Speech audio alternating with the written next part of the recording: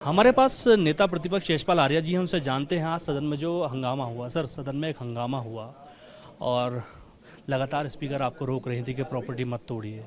क्या था पूरा मामला वो? देखिए, हमने नियम 370 के अंतर्गत सूचना माननीय अध्यक्ष विधानसभा को दी। हम महत्वपूर्ण विषय पर चर्चा की मांग कर रहे थे। सबने देखा है, पूरे उत्तराखंड की महान जनता ने देखा है किस तरह से नैनीताल जिला पंचायत के चुनाव में सरकार और प्रशासन इस चुनाव को वोट चोरी करना चाहता था, डकैती डालना चाहता था और डकैती डालने में काफ़ी हद तक सफल भी रहे। इन्होंने दिन दहाड़े जहाँ पर धारा 144 लगी हुई थी, वहाँ पर भारतीय जनता पार्टी के कार्यकर्ता, जैसा उनका चरित्र है, जिस तरह से उनकी सोच है, वो दिखाई भी दी।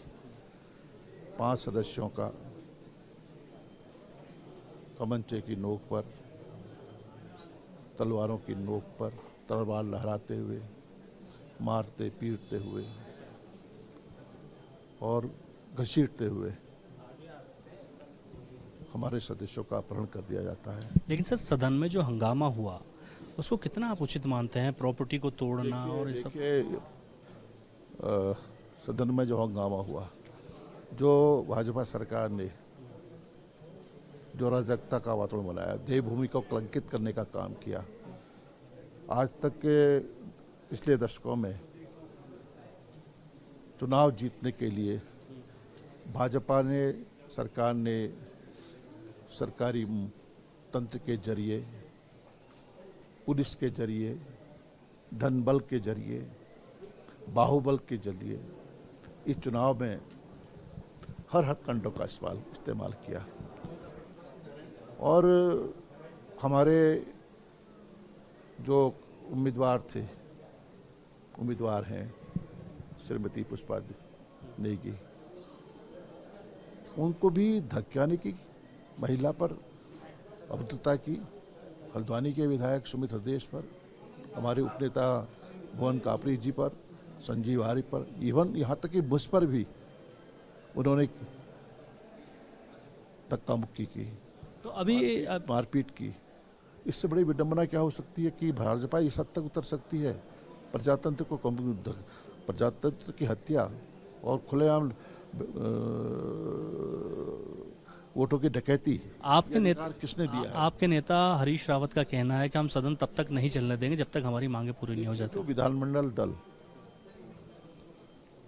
के जो बैठक में हमने विचार किया, विमर्श किया है, और हमारा सदन न चलने देना हमारा मकसद नहीं है। हमारा स्पष्ट रूप से कहना है कि सदन को चलाने की जिम्मेदारी सत्ता पक्ष की भी है, और हम सवाल कर रहे हैं, उनका जवाब देना सरकार की जिम्मेदारी है। वो अपनी जिम्मेदारी से क्यों बच रहे हैं? अभी आपका हंगामा जारी रहेगा? नहीं है, ये हमारी मांग है। हंगामा तो वो कर रहे हैं, हमारी मांग है। हम चाहते हैं कि सदन सुव्यवस्थित हो, सरकार हमारे प्रश्नों का जवाब दे। सरकार कटघरे में खड़ी है, दिखाई दे रहा है। सरकार जो जनादेश सरकार के खिलाफ गया है, पंचायती चुनाव में भाजपा को नकार दिया है प्रदेश की जनता ने। ये नैनीताल की घटना नहीं है। क्या बेताल घाट में ब्लॉक में क्या वहाँ गोली नहीं चली? कौन लोग थे? भारतीय जनता पार्टी के कार्यकर्ता थे। क्या दोराहाट में डॉक्टर श्रीमती आरती के साथ उनका हमला नहीं हुआ? क्या उनको ईंटों पत्थरों से नहीं चलाए गए? अभी आपकी मुख्यतः मांग क्या है आपकी सरकार से? हमारे कांग्रेस के कार्यकर्ताओं पर एफआईआर दर्ज नहीं हुई है। हमारे जिला पंचायत सदस्यों पर एफआईआर है। यहाँ तक कि उल्टा चोर कोतवाल को डांटे, हम पर एफआईआर दर्ज हो रही है। सारे फुटेज हैं। इसका संज्ञान लिया माननीय उच्च न्यायालय ने, इसका संज्ञान भी लिया है। जो दिख रहा है, सामने दिख रहा है, भाजपा के तथाकथित जो नेता कहे जाते हैं, जो समाज को जो समाज जिन पर भरोसा करता है, क्या भाजपा का ये चरित्र है? यही चाल चरित्र है भाजपा का, ये सब देख रही जनता। जनता ये अभी ये आपकी मांग पूरी नहीं होती है तो लगातार इस प्रकार के प्रदर्शन हमने बड़ी विनम्रता के साथ, बड़ी संजीदगी के साथ हमने निवेदन किया है अध्यक्ष विधानसभा जो हमारी संरक्षक हैं, हम उन्हीं से फरियाद कर सकते हैं। इतना बड़ा जघन्य घटना घटी है, अपराध हुआ है, शर्मनाक घटना है। ये किस दिशा में भारतीय जनता पार्टी इस प्रदेश को किस दिशा में ले जाना चाह रही? प्रजातांत्रिक मूल्यों का हिरास कर रही है और धन बल, सत्ता बल, बाहुबल, सत्ता के मद में मस्त होकर पुलिस प्रशासन की आड़ में, पुलिस प्रशासन भारतीय जनता पार्टी प्रशासन भारतीय जनता पार्टी के एजेंट के रूप में काम कर रहा है।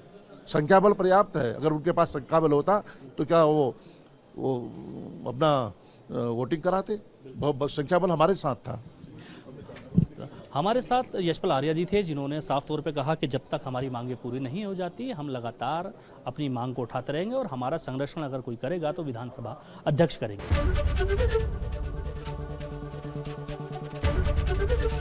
एबीपी गंगा, खबर आपकी, जुबान आपकी।